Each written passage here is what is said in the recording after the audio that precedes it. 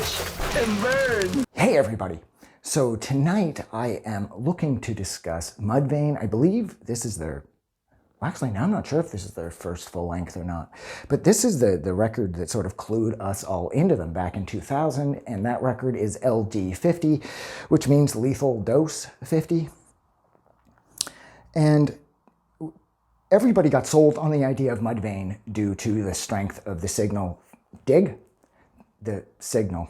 Jesus, I meant single. The single for Dig.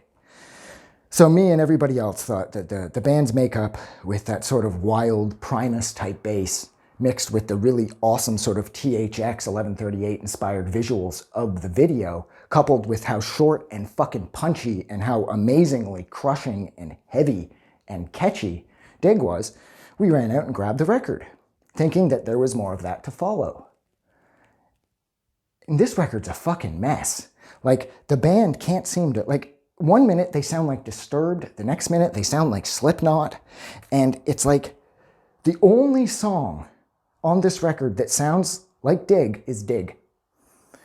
That song is 2 minutes and 42 seconds. It doesn't overstay its welcome. It's amazing, it's fun, it's catchy, it's memorable.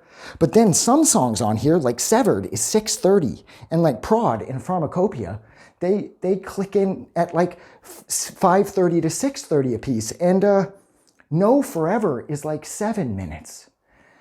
And the band, they're just not musical enough to pull that off. I mean, these aren't the guys in fucking Rush.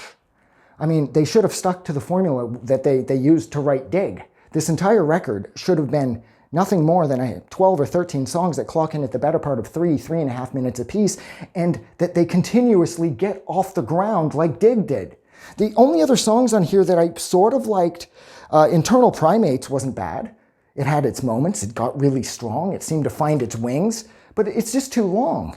And then like -1 is really strong as well, but then it's kind of all over the place.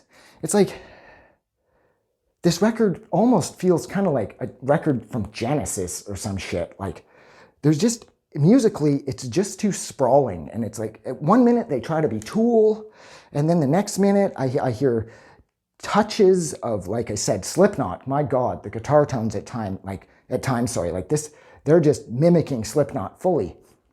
And sometimes the vocals sound like Taylor's vocals, and I don't know, this record is just a mess. And I wanted to like it, but it's just, I don't know. I'm trying to think, was there anything else that I wanted to say? I mean, no, it just feels like songs like Death Blooms and Cradle and Nothing to Gain, or Gain, depending, like they all just kind of blur together. And this record, I feel tired by the end of it. And I think I feel tired because I just love Dig so much. And I want at least one other 2 minute and 40-second song to come along and fucking annihilate me like Dig did. And it just doesn't happen. So I'm going to stop talking about it. So thank you so much for hanging out with me for a few minutes while I discussed Mudvayne's 2000 album, and that is LD50. Like always, if you like this record or you like this review, don't forget to do something nice for somebody. But please, most importantly, don't forget that the world is actually a better place because you are in it.